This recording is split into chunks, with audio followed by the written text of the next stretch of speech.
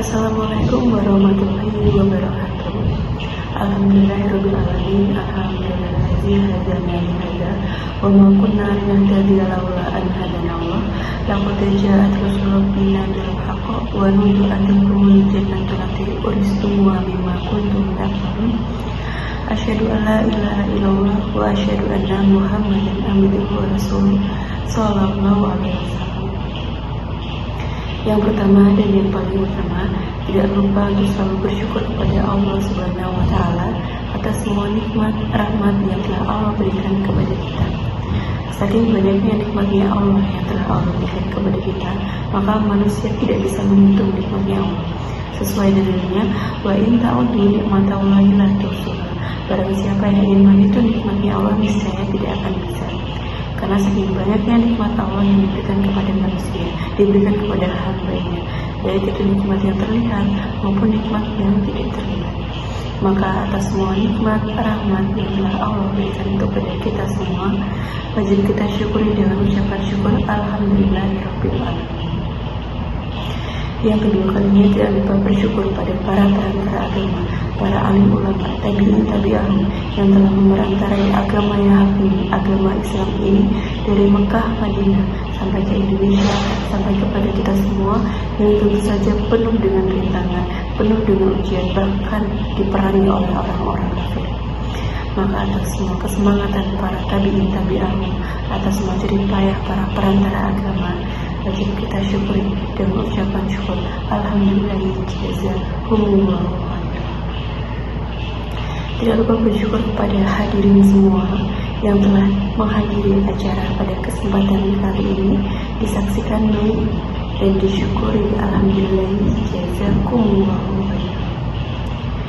Salawat dan salam tidak lupa kita aturkan kepada junjungan Nabi Muhammad SAW, sehingga dengan harapan kita bisa mendapatkan syafaatnya nanti kelak di hari kiamat. Amin ya rabbal alamin. Bismillahirrahmanirrahim. Untuk materi atau tema yang akan saya sampaikan pada kesempatan kali ini itu mengenai 4 hal yang akan dijumpai manusia selama di kehidupannya. 4 hal yang pasti akan dijumpai oleh manusia, yaitu yang pertama, manusia pasti menjumpai hal yang paling dekat atau kematian. Kenapa ini dikatakan sebagai hal yang paling dekat dengan manusia? Karena manusia tidak akan yang mengetahui kapan akan mengalami kematian. Seperti kisah pada zaman Nabi Sulaiman, ketika ada rajul yang pergi dari kota A ke kota B dengan niat untuk menghindari kematian, tapi pada kenyataannya dia justru berjalan menuju pada kematian itu sendiri.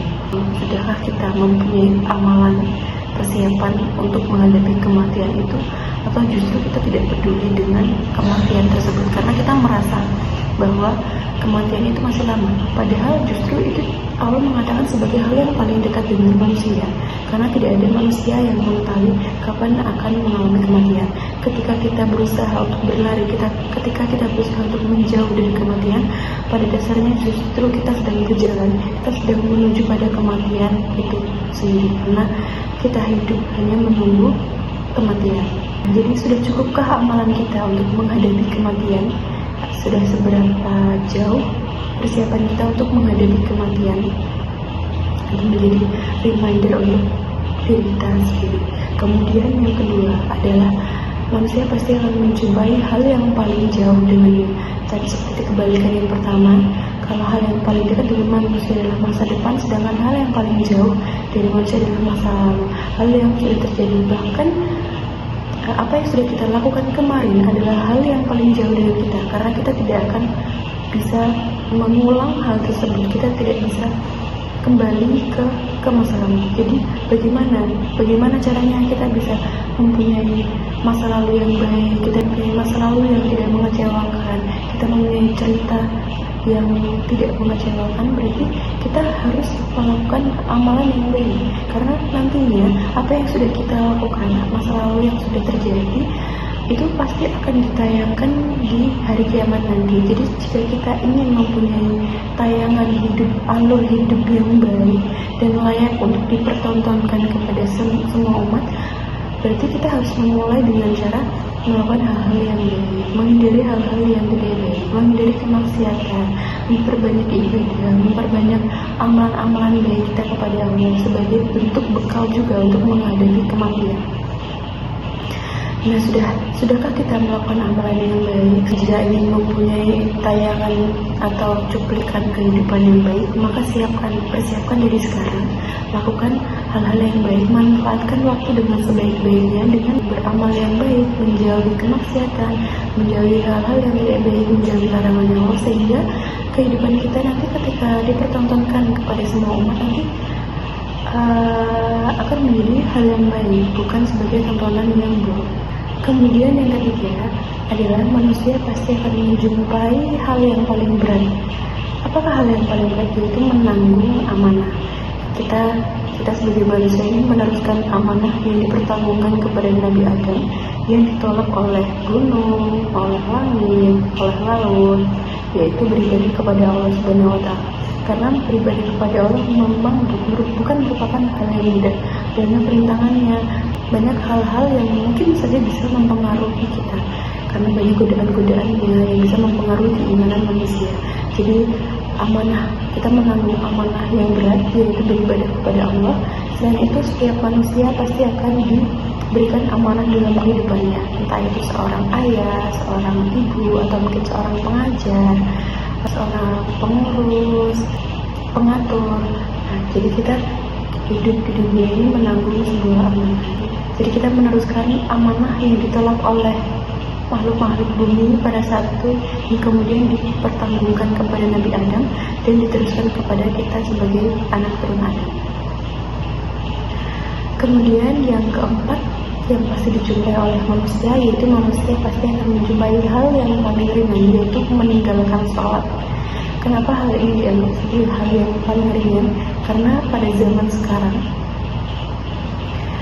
manusia, umat Islam itu dengan ringannya, dengan entengnya, dengan mudahnya meninggalkan sholat, yang mana itu adalah kewajiban sebagai umat Islam. Bahkan sekarang ketika ada umat Islam yang melaksanakan sholat, yang melaksanakan ibadah, justru diapresiasi karena dianggap orang yang alim, dianggap orang yang beriman. Padahal hal itu adalah hal yang biasa, teman-teman, karena itu merupakan kewajiban kita sebagai umat Islam untuk melaksanakan sholat. Namun pada zaman sekarang ini, alhamdulillah, sudah menjadi hal yang sangat tidak biasa, sehingga ketika ada orang yang melakukan sholat pasti akan dianggap orang yang alim, orang yang so-alim. Sholat adalah ibadah yang paling utama bagi umat Islam. Sholat itu sebagai tolak ukur keimanan seseorang. Ketika orang itu rajin sholat 5 waktu, atau ketika orang itu meninggalkan sholat, karena orang yang sudah meninggalkan sholat 5 waktu dengan sengaja itu sudah dihukumi sebagai orang yang kafir. Jadi sholat ini sebagai pembeda antara orang iman dan orang-orang kafir. Dan pada kenyataannya pada zaman sekarang banyak sekali orang yang meninggalkan sholat. Jangan dianggap sholat itu adalah hal yang luar biasa, karena itu merupakan kewajiban kita sebagai umat Islam untuk melaksanakan sholat. Jadi kalau bisa kita mengingatkan teman kita untuk mengerjakan sholat, jangan merasa malu, jangan merasa sungkan, jangan merasa takut dikatakan sebagai orang yang so-alim, orang yang so-paham agama. Justru itu lebih baik daripada mereka yang sudah tahu tentang agama, sudah tahu tentang hukum sholat, tapi mereka malah meninggalkan. Jadi jangan bosan untuk berbuat baik, teman-teman. Dari 4 hal tadi yang sudah saya jelaskan, jangan bosan untuk melakukan amalan yang baik, untuk melakukan hal yang bermanfaat, karena itu nanti akan menjadi bekal kita di hari kiamat.